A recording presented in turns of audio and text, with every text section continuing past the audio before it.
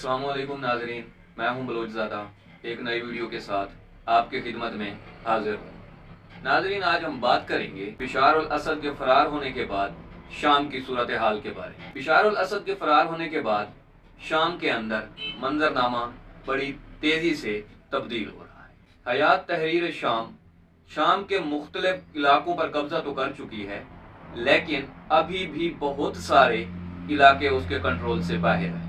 Israeli फौज Golan की पहाड़ियों पर कब्जे के बाद शाम के अंदर तक दाखिल हो चुकी है और वो इस वक्त दमिश्क से 25 किलोमीटर के फासले पर मौजूद है और कई इलाकों पर छोटे छोटे मुसल्लह ग्रुप काबिज हो चुके हैं। तो ऐसी सूरत हाल को देखकर हर बंदे के ज़हन में एक ही सवाल आता है कि अल असद खानदान से शामियों ने निजात तो हासिल कर ली, लेकिन क्या वो अपनी इस आज़ादी को बरकरार रख सकेंगे? इसराइल ने शाम पर फिजाई हमले हयात तहरीर शाम की पेश कदमी से पहले ही शुरू कर दिए थे। नेतन्याहू की फौज अब तक शाम पर 450 से ज्यादा हमले कर चुकी है। इन हमलों में इसराइली लड़ाका तैयारों ने शाम के फौजी अड्डों, असला के गोदामों, बारूद के डिपो, एयरपोर्ट्स, एयर बेसेस, बहरी अड्डों और फौज के तहकीकी मराकज को निशाना बनाया है। इसराइल दावा कर रहा है कि उसने ये कार्रवाइयां कीमियाई हथियार और असले को तबाह करने के लिए की हैं, ताकि ये हथियार किसी शिद्दत पसंद ग्रुप के हाथ ना लग सके। हयात तहरीर शाम के जंगजू जिस वक्त दमिश्क में दाखिल हुए, उसके फौरन बाद ही इसराइली फौज ने बफर जोन पर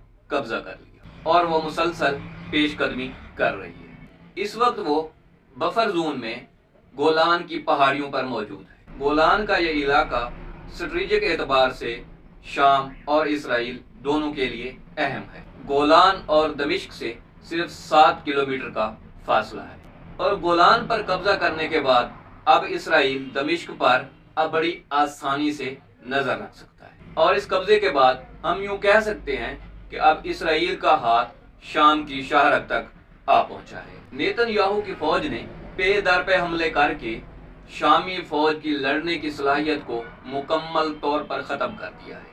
अल अज़किया अल बैदा समेत तमाम बंदरगाहें, बहरी अड्डे और वहां खड़े जंगी जहाज तबाह हो चुके हैं। शामी फौज के अफसर और जवान जान बचाने के लिए दर बदर फिर रहे हैं। शाम के बड़े शहर खंडरात बन चुके हैं, राब्ता पुल, सड़कें तबाह हो चुकी हैं, असला और बारूद के गोदाम जलकर राख हो चुके हैं, टैंक, मिसाइल और तोपें हर किस्म के असला को नकारा बना दिया है। ऐसी सूरत हाल में अगर इसराइल ने दमिश्क की तरफ पेश कदमी जारी रखी तो हयात तहरीर शाम और इसके इत्तेहादियों के लिए दिफा करना मुश्किल हो जाएगा, क्योंकि एक ताकतवर दुश्मन से लड़ने के लिए जिन वसाइल की जरूरत होती है वो इनके पास नहीं है। शाम सिर्फ अंदरूनी खाना जंगी का शिकार ही नहीं, बल्कि इसके अंदर अमेरिका और रूस भी इसकी सालमियत के लिए खतरा है। शाम के अंदर 900 अमेरिकी फौजी मौजूद हैं और अमेरिका ने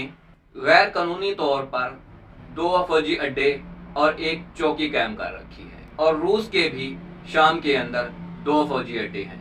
अमेरिका अपनी धौंस का ये जवाब पेश करता है कि दाइश जैसे अस्करियत पसंद ग्रुपों से लड़ने के लिए अमेरिकी अफवाज का वहाँ होना बहुत जरूरी है और इस वक्त हयात तहरीर शाम के बानी अबू मोहम्मद अल जुलानी को भी कई दरपेश चैलेंज का सामना है। सबसे पहली बात तो ये है कि वो शाम को मुत्तहिदा रखने में कामयाब हो जाएंगे या नहीं, और दूसरा ये कि उनके पास शाम की तामीर नो के लिए क्या मंसूबा है, और तीसरी बात ये है कि क्या वो इसराइली फौज को अपनी सरहदों से वापस धकेल पाएंगे या नहीं, और चौथी बात ये कि वो आलमी बरादरी का एतमाद जीतने के साथ साथ हमसाया ममालिक के साथ भी बेहतर ताल्लुकात कायम कर सकेंगे या नहीं। ये चैलेंज अभी बाकी है। अगर शाम की मौजूदा सूरत हाल दमिश्क पर नजर डाली जाए तो वहाँ भी सूरत हाल कुछ बेहतर नजर नहीं आ रही है। अल असद रजीम के खिलाफ शामी लोगों के जज्बात अभी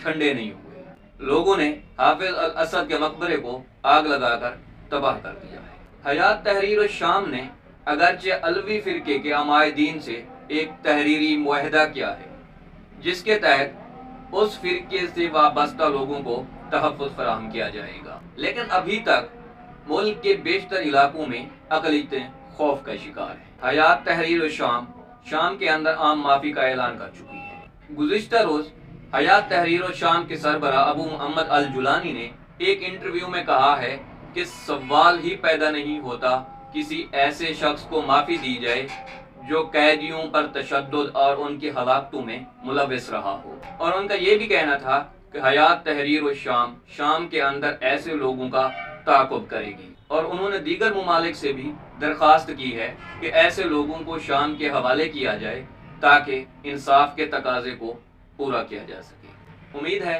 आपको हमारी ये वीडियो पसंद आएगी। मिलते हैं अगली वीडियो में, तब तक अल्लाह हाफिज़।